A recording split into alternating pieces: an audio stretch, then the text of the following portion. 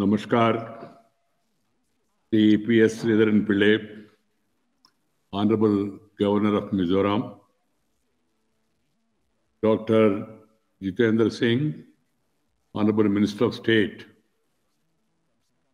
is also in charge of Northeastern region, the U Joram Tanga, Honorable Chief Minister of Mizoram, Dr. V.P. Joy, Administrative Service, Indian Administrative Service, the Prafulla Ketkar, Organizers, Editor, the Prasanna Pillai and other dignitaries and friends who are all joining this program virtually.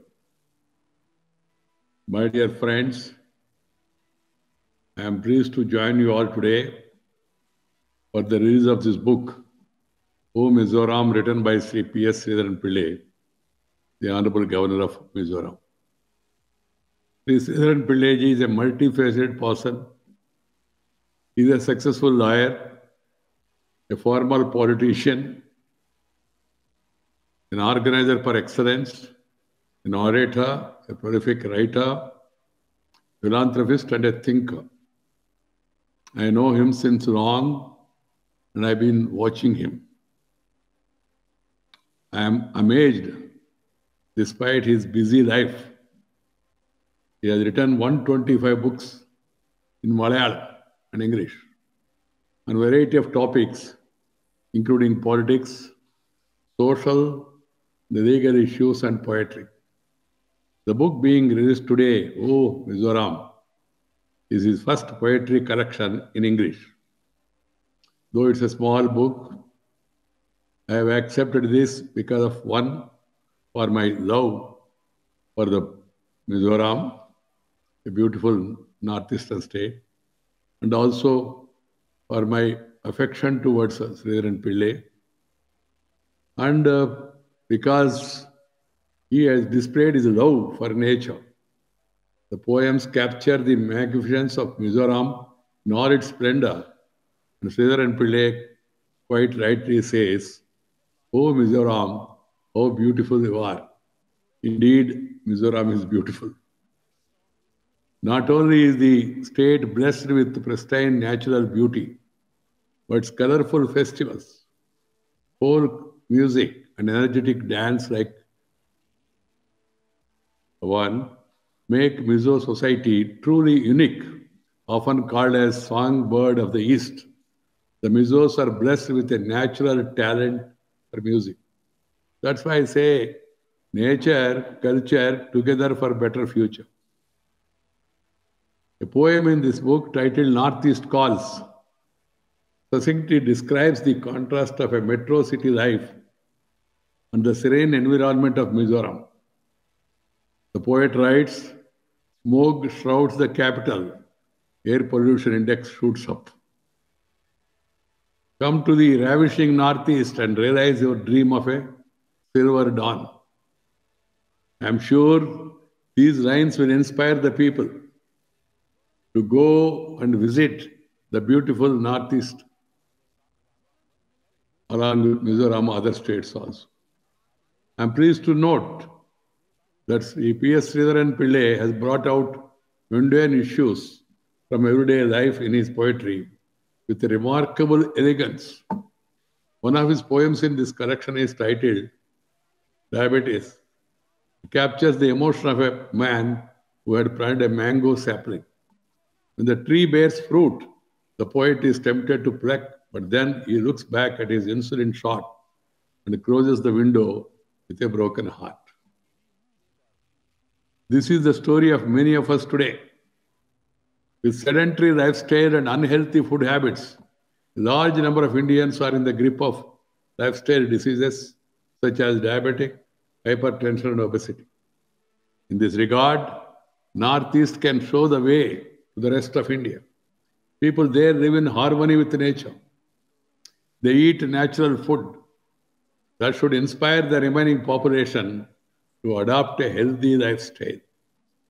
Physical fitness, healthy lifestyle eating proteinous food are the need of the hour.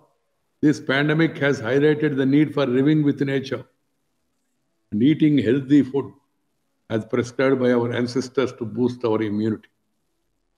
I'm happy that the Northeast is showing the way in organic farming also.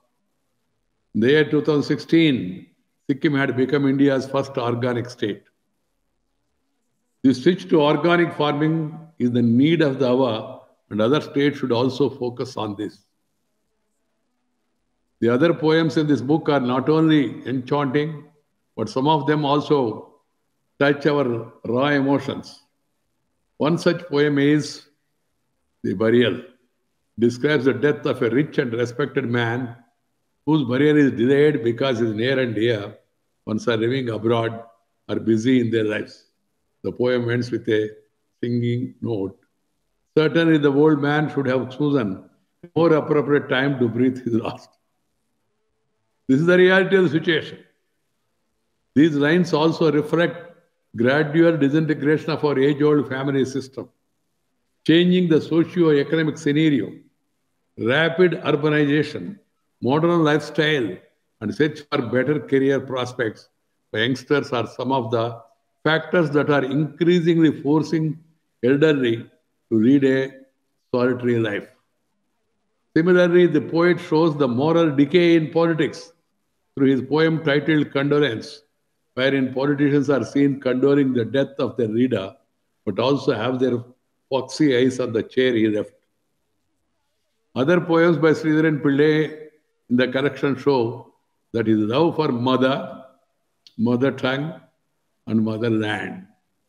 Living in Rajbhavan of Mizoram, he seems to be enraptured by the natural beauty of the state.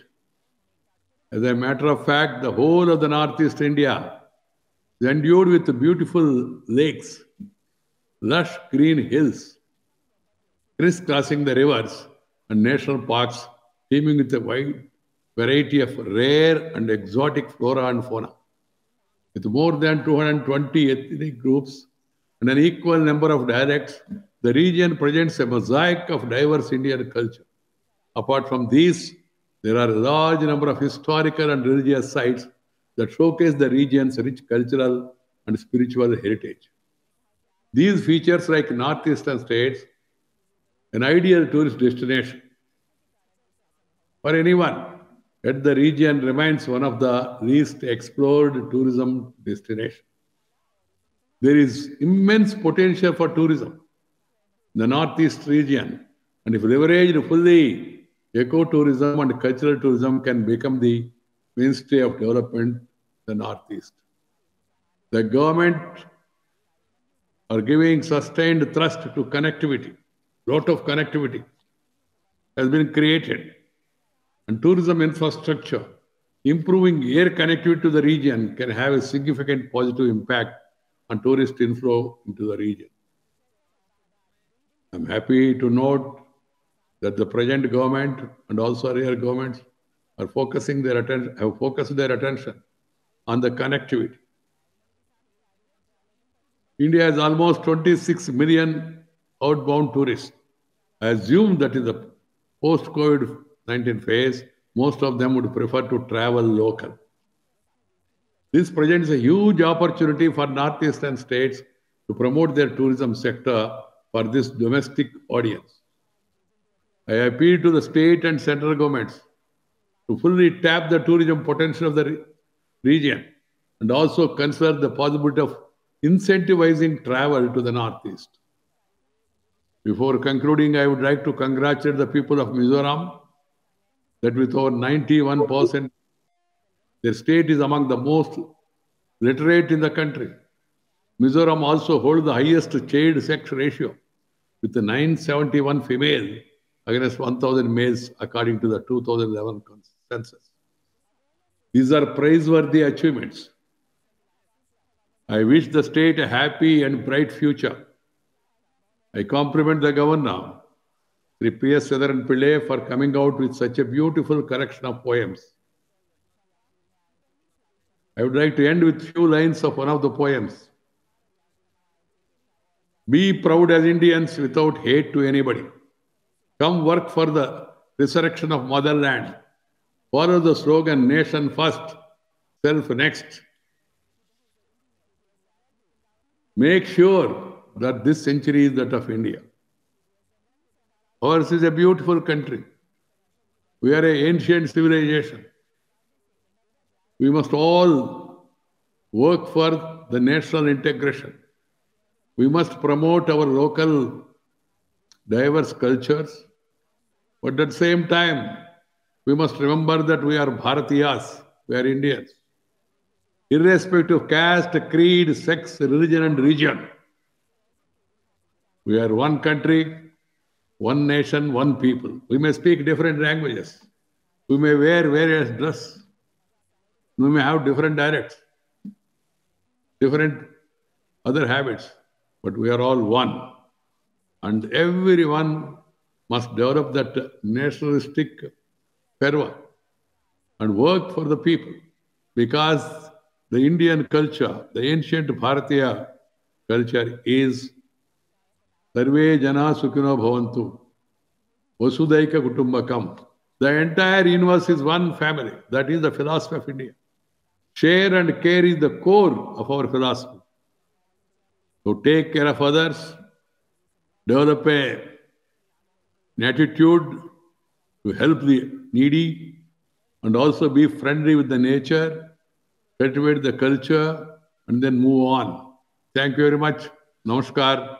Jai Hind.